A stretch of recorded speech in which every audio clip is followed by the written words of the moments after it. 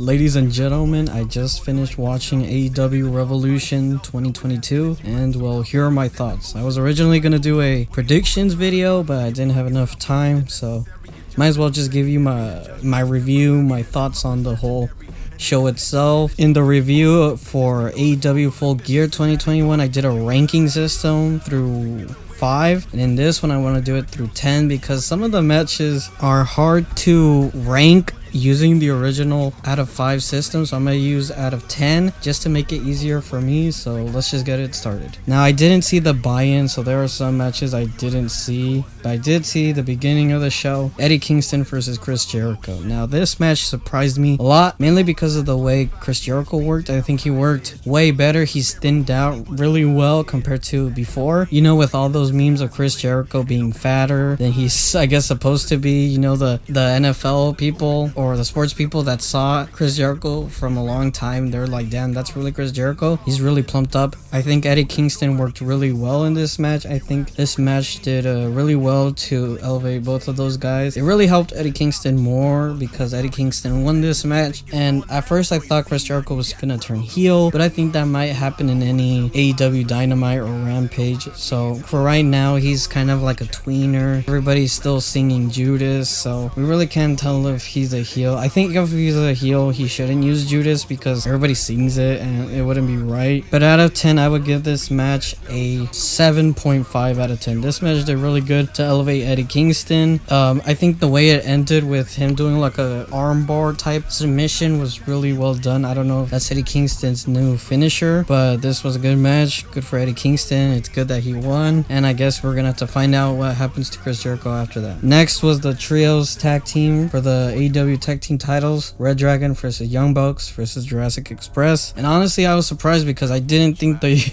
Jurassic Express were gonna retain this belt. I thought he was gonna go for either Young Bucks or Red Dragon, but they did win this match. The match was really good. There's a good thing there wasn't too much botches, especially for Luchasaurus, because every time I see some of his matches, he always botches something. I didn't see any botches here. I don't know if someone's gonna post like a botch that I didn't even recognize, but I didn't see any botches of anyone until like literally the end of the match. But this match was good. I'd give it an 8 out of 10. Jurassic Express won by pinning one of the Young Bucks, and yeah, I guess this is gonna continue the whole Elite storyline. And Jurassic Express, I don't know when they're gonna lose the titles. I'm hoping that maybe Santana and Ortiz can beat the Jurassic Express for the titles, but you know, time can only tell. Alright, next up is the Face of the Revolution ladder match between Christian Cage, Powerhouse Hobbs, Starks, Wardlow, Keith Lee, and Orange Cassidy. I think this ladder match was pretty good. It's not the best ladder match ever, but everybody got their stuff in. Orange Cassidy was the comedy wrestler of the match. I mean, it was obvious that Orange Cassidy wasn't gonna win. Christian Cage, it was obvious. Ricky Starks was a little bit obvious, even though I really like him. Powerhouse Hobbs in a way was obvious. So it was between Wardlow and Keith Lee, and there were some good spots that I really liked, especially Powerhouse Hobbs and Keith Lee going through the tables, and Ricky Starks getting powerbombed was pretty good. But yeah, this was more of a showcase for Wardlow. Wardlow looked really well. So honestly, out of 10, I would give this match 8 out of 10. This was good for a ladder match. There were some good spots, not too much, not too crazy, because you know, later on the night it was gonna get crazier. But yeah, this is a good match. Good for Wardlow to win, because he was being booked as this big monster, only going toe to toe with Keith Lee and Powerhouse Hobbs. No one looked buried. Everybody looked good. I'd give this match an 8 out of 10. So Shane Swerve Strickland, or Isaiah Swerve Scott, or whatever you want to call him, is now all elite. It's pretty cool. I saw a little bit of Isaiah Swerve Scott in NXT. He looks pretty good when he was in Hit Row. It was horrible how he left Hit Row. Definitely want to do a video on Isaiah Swerve Scott because he had so much potential. It was just too early for him being called up to SmackDown when he was just getting in the groove and being a part of NXT 2.0. So yeah, good for him for being a part of AEW. Hopefully he can do some good stuff. You know, with Ring of Honor being now a part of AEW, hopefully there can be more more time for us to watch other wrestlers and make sure that they don't go just to AEW Dark. You know, guys like Jay Lethal who aren't really doing anything and who still have enough time to make a big mark. I don't know what's gonna happen, but hopefully they can sign more Ring of Honor talent if they really are gonna do like a Ring of Honor brand. I don't know if it's gonna be developmental or it's gonna be a second brand like we're on SmackDown. You know, it's safe to say that the video library is gonna be used for Ring of Honor, but I don't know what's gonna be for the Ring of Honor product itself. But yeah, good for Swerve Strickland, and we'll see how it goes. After this, we get Jade Cargill versus Ty Conti. This was a weird match because I swear these two girls were like kissing each other. You would think like these girls were like lesbians, you know, HLA, like if this was Mickie James and Trish Stratus from back in the day. It was crazy. They kissed like 2-3 times. It's like they loved each other. I already knew Jade Cargill was gonna win. It was obvious. Jade Cargill has definitely improved from like the first match she had with Cody Rhodes and Red Velvet, clearly, because over there she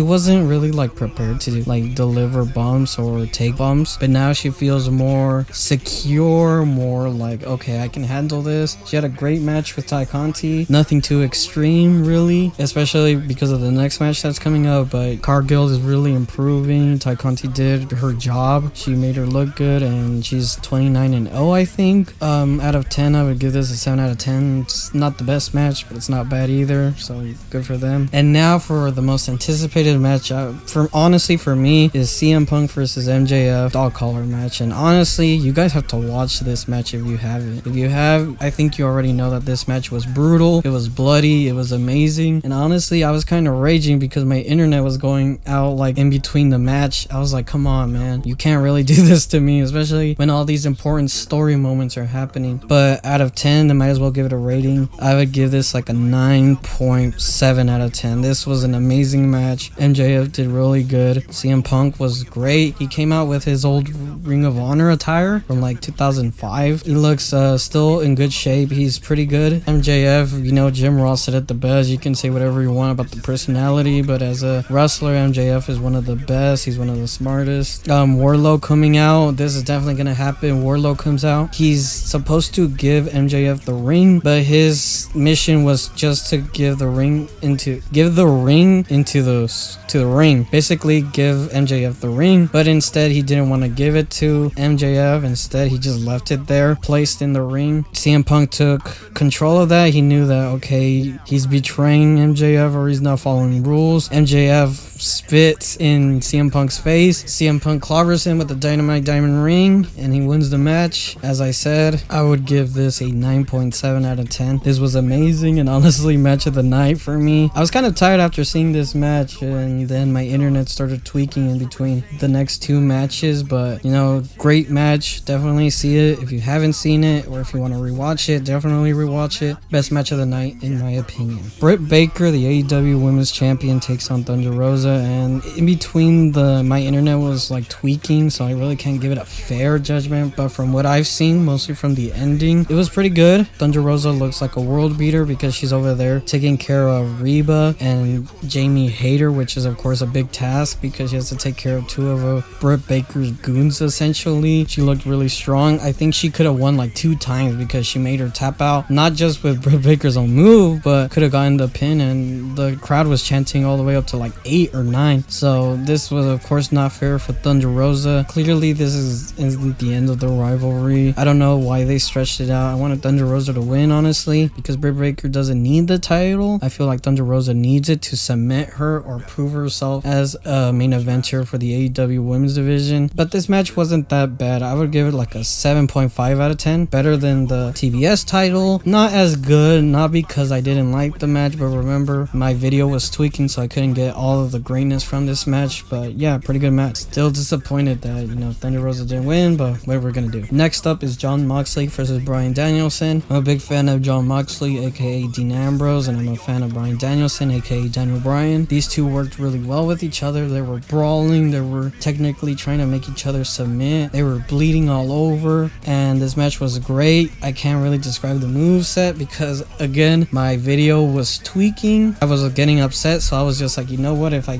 can't get to see it, I can't get to see it. But I saw a good portion of it. It was pretty good. The ending where Jon Moxley just rolled up Bryan Danielson Danielson, and Bryan Danielson was still hooking that submission. Took me off guard. I was like watching my phone, and then out of nowhere he won the match. I was like, really? But Bryan Danielson got mad, and in comes William Regal, or Regal. I don't know what his name's gonna be, Steven or William, but Regal debuts. He calms both of them down, tells them to shake their hands, you know, Ring of Honor style. And yeah, William Regal's there. He's all elite now. Wow, that's amazing. I honestly can't say anything. You know, I'm a big fan of William Regal ever since 2008 when he was King of the Ring. Now he's in AEW. I was like immediately like he's gonna be GM or an important authority figure. I think this is good because AEW needs an authority figure, not like Stephanie McMahon or the Authority or the Corporation or Vicky Guerrero or anything like that. They just need someone to lay down the rules. They can't really say, oh, Tony Khan, because he's the owner, even though the majority of the fans know Tony Khan is the owner and he's the booker. But having William Regal as an authority figure makes them more like not terrified, but makes AEW more legit. And William Regal is legit because he was the general manager for NXT for like 6-7 years, and he still has, you know, like he still has the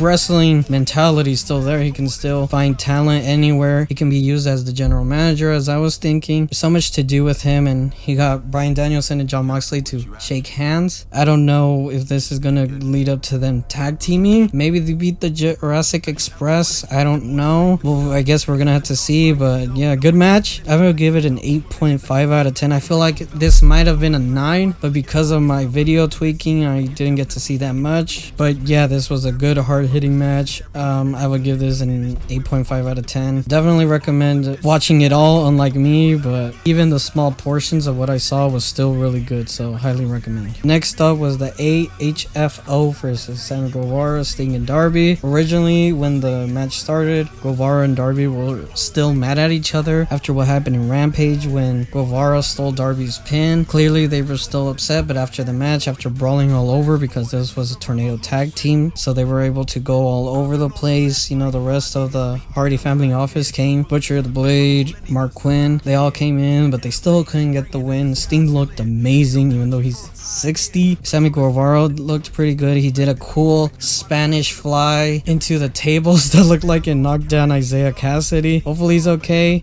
Sting did a dive to Andrade through tables, and Darby hit the coffin drop to Matt Hardy, even though he barely got his like ribs, but he got him for the win. This is a good showcase for Sting, saying that he still got it. Sammy Guevara looked good. Darby Allin looked good. Everybody honestly looked good. I don't think it needed to be all the way in the semi-finals of this card, but honestly, this was a good match. I don't know if it needed to be here. It could have honestly went to Dynamite main event, but it was a good match. I would give it like an 8 out of 10. I was getting tired, honestly, because I got tired from the CM Punk match. I got tired from seeing a bit of the Jon Moxley Bryan Danielson match, and with me trying to figure out, okay, where does this person go? Where does this person go? It was a little bit of a headache, but this match was still good. There was some good brawling. It was a good showcase for Sting. It was a good showcase for the TNT champion, Sammy Guevara. It was a good showcase for Darby Allin. So 8 out of 10 is what I give this match. And now it's time for the main event as Adam Cole takes on Adam Page, the Battle of the Atom. This match was really good. I was kind of getting bored, but mainly because I was just tired, so I didn't really like the first half of this match. Again, I was tired. Adam Cole coming out as Master Chief was great. Adam Page coming out with rainbows looked at least okay. The match was good. I already knew that Red Dragon or the Young Bucks were gonna come in. Red Dragon made sense. The Young Bucks not being in there because they're still friends with Hangman Page makes sense. The Dark Order came, which I honestly knew was gonna happen. Right until like the final minutes of the match was when it started getting really good, when Adam Page hit the Deadeye into the tables that the Red Dragon was gonna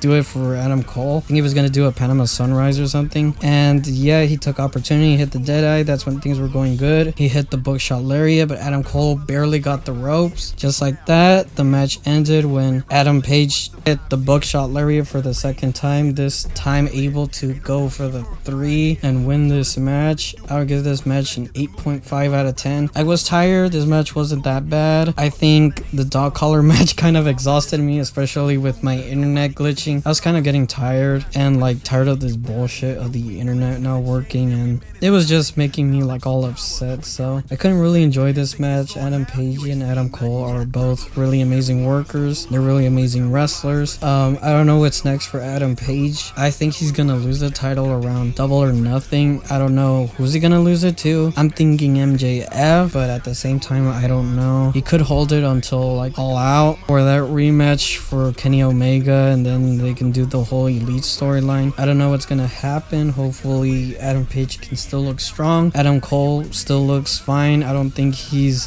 destroyed, or however the people in Twitter or online are saying that he isn't as good as NXT, because he isn't, because that was NXT. This is AEW. This is different. Adam Cole still has the personality, the talking. The physique is, I guess, questionable, but I really can't complain. Unlike the other people that say he should have a $10 million body, it is what it is. Adam Cole and Adam Page, it's a good match. Get an 8.5 out of 10. And that's honestly all I have for you guys. Watch AEW Revolution. I don't know if I'm gonna watch any WWE unlike AEW. I might watch WrestleMania because it's interesting. I don't watch it religiously as I once did. I watch YouTubers explaining what's happening. Watch the clips on Twitter. Watch the clips on YouTube. So I don't know what's gonna happen with that. But yeah, I'm still an AEW fan. I like the whole setup for St. Patrick's Slam or whatever it's called, and now all we have to do is wait for Double or Nothing. I don't know what's going to happen. I don't know who's going to be champion, who's going to be the contender, what storylines happen, so I can't wait to see this. And with all that being said, see you guys. I've been on my last like 5 years, beat